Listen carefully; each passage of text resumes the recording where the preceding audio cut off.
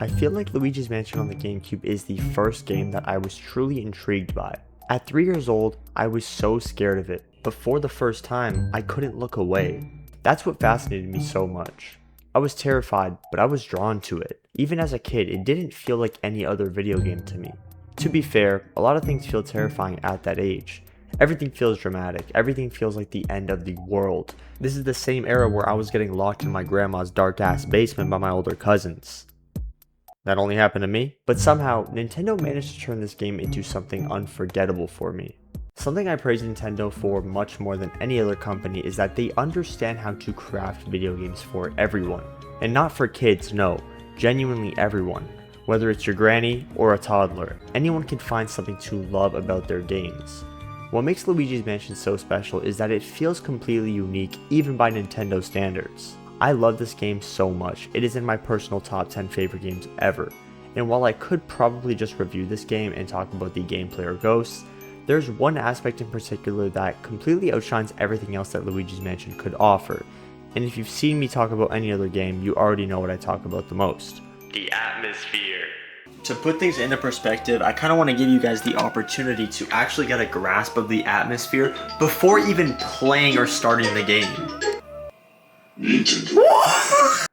Sorry. Title screen immediately comes in with this groovy yet strange tune. Right away, the game sets a tone that feels completely different from any other Nintendo title because when have we ever heard something like this? I'll save the long-winded explanation since we're all familiar with the game at this point. Luigi wins a mansion from a contest he never even entered and arrives searching for Mario who got there first. This too sets the tone because Luigi using a map symbolizes that he really has no idea where the fuck he is, and when your main character is lost and afraid, how could you not be? That's a whole other thing too. Luigi being afraid does so much more for the world of this game, because in horror games, the main character often helps sell how you should be feeling. When I played Resident Evil Requiem, how could I be scared playing as Leon? Dude's a badass who has no fear. On the other hand, playing as Grace? Yeah dude, I was stressed. And Nintendo gets dynamic with it here, but we can discuss this a little more shortly. Luigi enters and you hear nothing but the wind from outside and his footsteps. You can see how tense Luigi is just by the way he moves. He's pretty close to just saying fuck Mario and bouncing. After trying the doors, a key drops from midair and there it lies. The first door is finally opened and Luigi is petrified. You can see that extra detail through his hand trembling as he unlocks it. Suddenly, a ghost appears and right before he gets to Luigi, we get our EGAD intro. EGAD fails to actually capture the ghost, but obviously there's a sense of relief in itself that someone else is here, so the music still feels a tad bit on edge. Until we get to the lab, like yo. Listen to this. I can understand how this may sound out of place in a horror-esque game, but I think it works perfectly. Sometimes it's suitable to have something more laid back or upbeat to put more emphasis on the creepier tracks. It reminds me a lot of save rooms from Resident Evil. After running around for an hour, finding that save room finally gives you the opportunity to breathe. That relief is also what makes the creepier moments hit harder because if you want to beat the game, you know you can't stay there forever. Since Luigi's Mansion is also a family rated game, you don't want to lean too hard in one direction and petrify the youth, you know what I mean? I love how the soundtrack reflects that. The soundtrack encapsulates horror very well, but they also have great moments with jazzy or funky vibes and almost hip-hop adjacent tracks too. After your chat with EGAD, they show you the controls and they play you a nice little calm loop track with a groovy intro. But just hold on because yo, why did they hide the heat? Like if you let this loop for like 3 minutes, you just find the craziest switch up.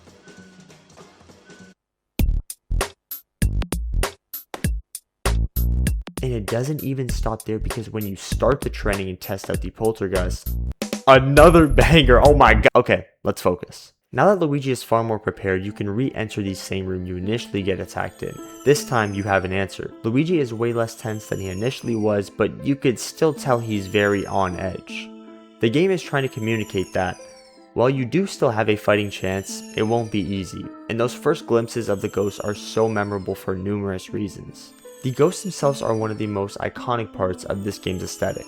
Their bright glow contrasts perfectly against the dark mansion. The appearance is only half of the experience because your actual encounters with them are a whole other thing. The second you stun one and start vacuuming it, the whole process of trying to pull back the joystick into the right direction, all while the ghost is actively trying to get away from you, The music in the background, the chaos, the rush, it makes it so memorable. And once you finally feel like you figured it out, now what? And this is where Luigi's Mansion starts showing how much personality it has. Portrait ghosts are what make this mansion feel lived in. Every single one of them have their own appearance, their own room, their own little routine, and figuring out how to expose each one almost feels like solving a miniature puzzle before the fight even begins. It also just gives more life to the game. Variety in enemy types are vital in keeping an experience more refreshing than bland. Then you start rocking the horse for Chauncey and assume it's another average portrait ghost. All of a sudden, you become the baby. And while this encounter isn't the hardest thing in the world, holy shit did it feel crazy as a kid. It puts you right back in that panicky mindset without feeling cheap. It's exactly as I started to explain earlier. So many of the portrait ghosts have their own moments. Moments that stick with you long after you finish the game. After Chauncey, the mansion starts to... Wait, what? You see, right when the tension peaks, it pulls you back to EGAD, not just to show your progress, but to give you a chance to breathe. Remember, this game is rated E. Some toddler probably would have shit himself if Nintendo just kept piling on the horror. In the story, EGAD is Luigi's guide, but as the player, he becomes something else entirely. The second you hear that Gameboy horror ring, your brain immediately associates him with safety. So you check back with EGAD, you roll the fun animation of the portrificationizer, and every time you go back to turn the ghost into portraits, they show you how many you've caught so far, and like, I wasn't kidding, they're not short of bangers at all in the soundtrack. Now that the mansion has opened up a lot more, you're no longer just going door to door, you're constantly roaming the hallways, backtracking through areas you've already explored, and somehow it never gets old. At face value, the hallways feel like they would just be bland and serve as a sort of hub connecting all the different rooms, which is kinda how a hallway works. But the minute you step in, that theme hits you right in the face. There are ghosts everywhere, whether they are rats, bats, or just assholes throwing bombs.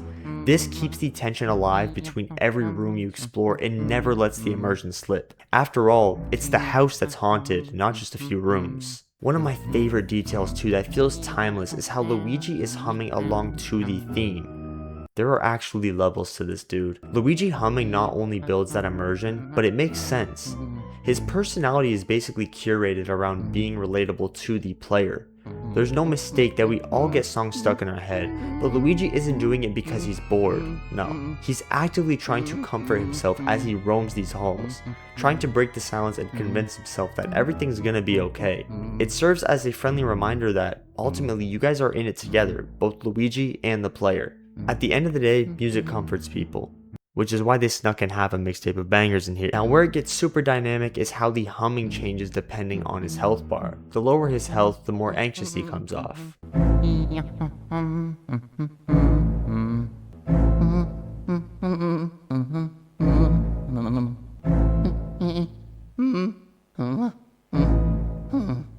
You see, the mansion is filled with detail, and then you finally step outside.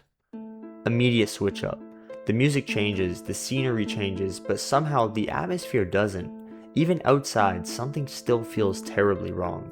While it isn't the first time you go outside, the courtyard in particular is filled with a lot of these little unsettling details. The broken lamppost, the strange statue, the abandoned fountain. Leaving the house should make you feel safer, but somehow it doesn't. It doesn't scream horror, but it never stops feeling unsettling.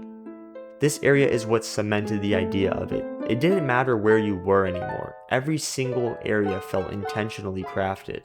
Every door you open feels like you're stepping into another story, whether it's the nursery with Chauncey, the conservatory with Melody, the ballroom full of dancing ghosts, or the creepy old study. Every room feels handcrafted. After everything you've been through, finally seeing Mario is such a satisfying payoff. Luigi isn't terrified anymore, you aren't stressed anymore, and for the first time since the game started, everything feels okay. Luigi is laughing hysterically at Mario for getting his head stuck, but after everything you've been through, it almost feels like he's laughing because he can't believe it's actually over. It's been almost 2 decades, and Luigi's Mansion is still cemented into my brain. Luigi's Mansion is a journey from start to finish, and an incredible one at that. Anyone who's played the game before knows it. People praise gameplay the most, and rightfully so. It's the foundation of every great game. But what makes Luigi's Mansion so unforgettable isn't just the gameplay, it's everything surrounding it. In 2001, Nintendo wanted to make a statement. They wanted to show off the power of the GameCube with great lighting, shadows, facial expressions, and more. Luigi's Mansion does all of that and some. This is exactly why I praise Atmosphere so much. Luigi's Mansion isn't the scariest game I've ever played at all, but it was the first game that taught me just how powerful Atmosphere could be. Those are the details that stick with you long after you finish playing a game, and Luigi's Mansion just so happened to be the first game that showed me that.